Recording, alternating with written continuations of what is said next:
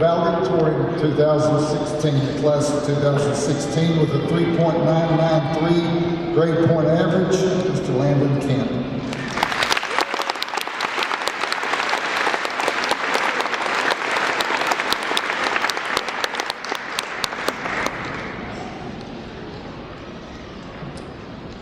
I would like to begin tonight by thanking all of you who are in attendance. I would like to thank the families of all my fellow graduates for the support and encouragement you have provided for the class of 2016 over the years. I also want to thank all of the teachers for not only working with us and providing us with a world-class education, but also for loving us and for caring about us. Your care for us is tremendous and is evident in the way you all live your lives. I want to thank Mr. Johnson and Mr. Holtz, all of the counselors and secretaries for working so hard every day to mentor us and to provide us with the best educational possibilities to maximize our potential. I would also like to thank the school board, Dr. Border, and Mrs. Hughes for making many of the hard choices involved in providing leadership for the school. You all are surely underappreciated, and we all thank you for working diligently and making the best decisions for our district despite the pressures you may face. Lastly, I would like to thank God for keeping us safe through this incredible journey, providing numerous opportunities, and for helping us thus far. For some of us, our Shallowater education began in kindergarten. Others have moved into Shallowater along the way, and I would say that our class has become extremely close through the years. Regardless of where any of us began our education, it is hard to believe that we are finally here tonight ready to receive our diplomas. I'm grateful that I'm here tonight and giving this speech on behalf of our class, but it would not have been possible without one special person in my life, my mom. It all began in Mrs. Bunny's 4th grade science class. One 6 weeks, I came home with an 89 on my report card. I had no idea the impending doom and wrath that I was about to suffer through. Needless to say, I do not remember the following 6 weeks. However, I am told that it was filled with studying science every day after school. The issue was not that I had made a B on my report card, but rather that I had not tried the best I could in that class. I'm grateful for my parents because they have instilled in me the value of striving for my best in whatever I do. Today, I encourage you to find your passion in life, strive for your best, and live your life to the fullest. In preparing for our speeches, Abby and I both read Bob Goff's book, Love Does. The book records many of Bob's whimsical and ridiculous adventures in the life that he chooses to live, motivated by love. One of these adventures occurred shortly after the events of 9/11. In the book, Bob describes how he and his wife always liked to be the first to inform his kids about the major happenings in the world. On the morning of September 11, 2001, Bob rushed home before his kids went to school and attempted to tell his kids why such an awful, tragic event would occur. He and his wife told their kids about the presence of good and evil in the world and about how good ultimately triumphs. After talking for a while, Bob asked his kids this question. If you had 5 minutes in front of a group of world leaders, what would you ask them to help make sense of life, faith, hope, and the events that are unfolding around them? The kids each wrote their answers on a piece of paper and ultimately decided that they should visit each leader's house and do a video interview with the leaders, asking them what they were hoping for. The idea was that if some of the leaders were hoping for similar things, they would have a better understanding of each other.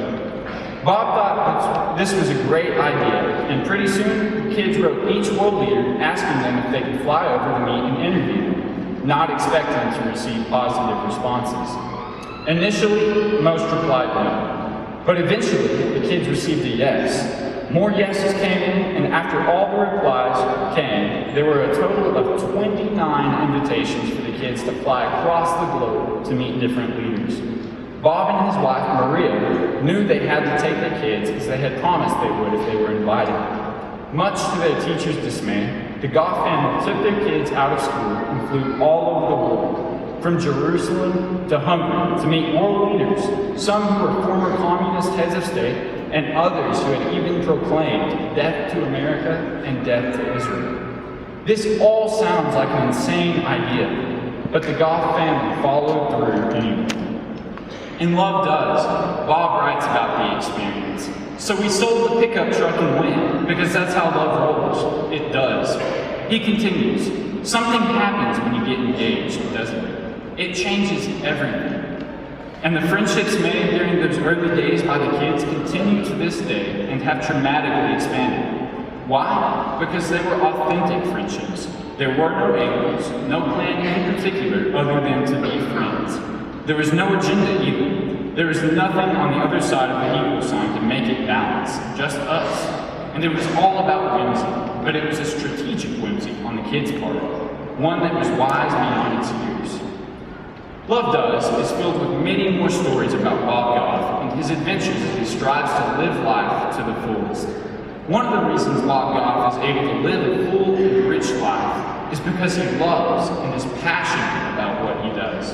As we journey along the adventurous road of life, we need to do and experience the things we are passionate about so that we also may have a full and happy life. The key to this life is not about how much money we make or how many gadgets we have when all is said or done, but it is about how we live our lives and to whom we give our lives.